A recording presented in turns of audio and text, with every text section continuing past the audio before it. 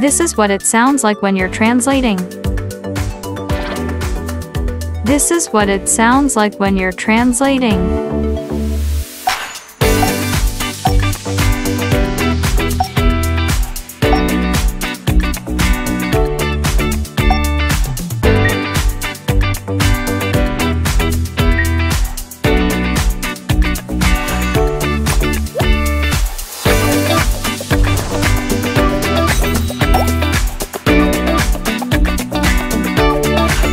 Excuse me, is there a traditional Spanish restaurant nearby?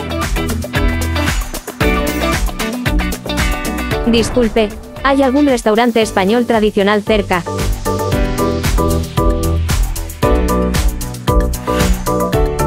Hola, hay un restaurante famoso al otro lado de la calle. Hello, there's a famous restaurant on the other side of the street.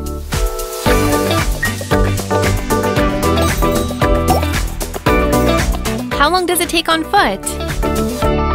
¿Cuánto se tarda a pie? Unos 5 minutos. No olvides probar el plato estrella.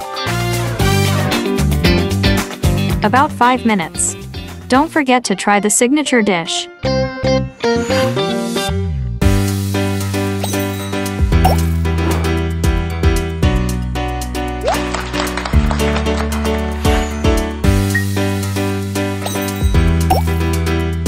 Thank you for your help.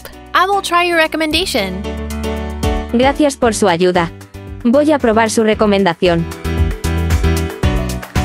Un placer. Espero que te guste. My pleasure. I hope you like it.